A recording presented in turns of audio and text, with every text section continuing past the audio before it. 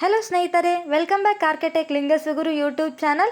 ಈ ಒಂದು ವಿಡಿಯೋದಲ್ಲಿ ನಾವು ಪ್ಯಾನ್ 2.0 ಪ್ರಾಜೆಕ್ಟ್ ಬಗ್ಗೆ ತಿಳಿಯೋಣ. ಪ್ಯಾನ್ ಎಂದರೆ ಪರ್ಮನೆಂಟ್ ಅಕೌಂಟ್ ನಂಬರ್ ಎಂದರ್ಥ. ಇದನ್ನು ನಾವು ಬ್ಯಾಂಕ್ಗಳಲ್ಲಿ ವಹಿವಾಟು ಮಾಡಲು ಹಾಗೂ ವ್ಯಾವಹಾರಿಕ ವಿಚಾರದಲ್ಲೂ ಸಹ ಈ ಒಂದು ಪ್ಯಾನ್ ಕಾರ್ಡನ್ನು ಬಳಸುತ್ತೇವೆ. ಈಗ ಗೌರ್ಮೆಂಟ್ ಪ್ಯಾನ್ 2.0 ಪ್ರಾಜೆಕ್ಟನ್ನು ತಂದಿದೆ.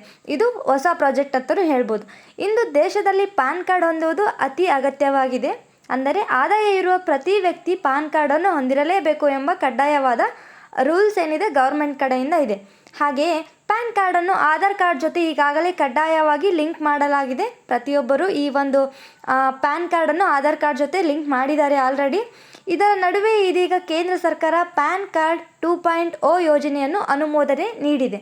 ಈ ಮೂಲಕ ಪಾನ್ ಕಾರ್ಡ್ನ ಮಹತ್ವವನ್ನು ಬದಲಾವಣೆ ಮಾಡುವುದು ಹಾಗೂ ಹೆಚ್ಚುವರಿ ಸುರಕ್ಷತೆ ವಹಿಸುವುದು. ಅಂದರೆ ನಮ್ಮ ಪಾನ್ ಕಾರ್ಡ್ ಇದೆಯಲ್ಲ, ಇದನ್ನು ಡಿಜಿಟಲೈಸ್ ಮಾಡಬೇಕು ಅಂತ ಗೌರ್ಮೆಂಟ್ ಅಂದ್ಕೊಂಡಿದೆ.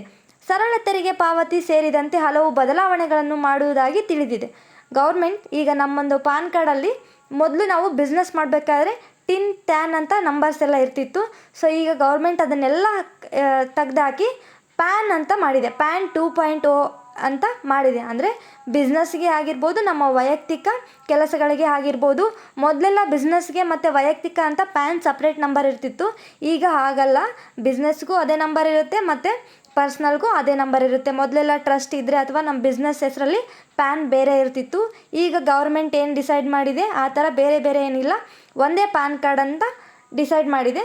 ಹಾಗೆ ನಮ್ಮ ಒಂದು ಓಲ್ಡ್ ಪ್ಯಾನ್ ಕಾರ್ಡ್ನಲ್ಲಿ ಸ್ಕ್ಯಾನರ್ ಇರ್ತಿರಲಿಲ್ಲ. ಸೊ ಈಗ ಗೌರ್ಮೆಂಟು ಎಲ್ಲನೂ ಆನ್ಲೈನಲ್ಲಿ ಡಿಜಿಟಲ್ ಮಾಡಬೇಕು ಅಂತ ಈ ಒಂದು ಪ್ಯಾನಲ್ಲಿ ಸ್ಕ್ಯಾನರನ್ನು ಅಳವಡಿಸಲಾಗಿದೆ ಎಂದು ತಿಳಿದು ಬಂದಿದೆ. ಇದಕ್ಕಾಗಿ ಸರ್ಕಾರ ಕ್ಯಾಬಿನೆಟ್ ಅಂದರೆ ಕೇಂದ್ರ ಸರ್ಕಾರ ಕ್ಯಾಬಿನೆಟ್ ಬರೋಬ್ಬರಿ 1,435 ಕೋಟಿ ರೂಪಾಯಿಗಳನ್ನು ಮೀಸಲಿಟ್ಟಿದೆ. ಮೊದಲಿಗೆ ಪ್ಯಾನ್ ಕಾರ್ಡ್ ವೈಯಕ್ತಿಕ ಹಾಗೂ ವ್ಯಾವಹಾರಿಕ ಪ್ಯಾನ್ ಕಾರ್ಡ್ ಅಂತ ಇತ್ತು. ಈಗ ಅದಿಲ್ಲ. ಪ್ಯಾನ್ 2.0 ಅಡಿಯಲ್ಲಿ ವ್ಯಾವಹಾರಿಕ ಹಾಗೂ ವೈಯಕ್ತಿಕ ಪ್ಯಾನ್ ಕಾರ್ಡ್ ಒಂದೇ ಮಾಡುವುದಾಗಿ ಗೌರ್ಮೆಂಟ್ ತಿಳಿಸಿದೆ. ಇದರಿಂದ ಈಗ ಇರುವ ಪ್ಯಾನ್ ಕಾರ್ಡ್ ನಂಬರ್ ಯಾವುದೇ ರೀತಿಯಿಂದ ಚೇಂಜ್ ಆಗುವುದಿಲ್ಲ, ಅದೇ ಇರುತ್ತೆ. ಆದರೆ ಈಗ ಅಪ್ಡೇಟ್ ಆಗಿ ಪ್ಯಾನ್ ಕಾರ್ಡಲ್ಲಿ ಇಲ್ಲಿ ಕಾಣ್ತಾ ಇದೆಯಲ್ಲ ಆ ಥರ ಸ್ಕ್ಯಾನರ್ ಬರುತ್ತೆ. ಪ್ಯಾನ್ 2.0 ಪ್ರಾಜೆಕ್ಟ್ನ ಉದ್ದೇಶವೇನೆಂದು ಈ ವಿಡಿಯೋದಲ್ಲಿ ತಿಳಿಯೋಣ. ಇದರ ಉದ್ದೇಶ ಮೊದಲಿಗೆ ನಮ್ಮ ಎಲ್ಲ ರೆಕಾರ್ಡ್ಸ್ನು ಡಿಜಿಟಲೈಸ್ ಮಾಡಬೇಕು. ಹಾಗೆ ಈಸಿಯಾಗಿ ನಾವು ನಮ್ಮ ರೆಕಾರ್ಡ್ಸ್ನ ಫೈಂಡ್ ಔಟ್ ಮಾಡೋದು ಇದರ ಮೇನ್ ಇಂಟೆನ್ಷನ್ ಆಗಿದೆ.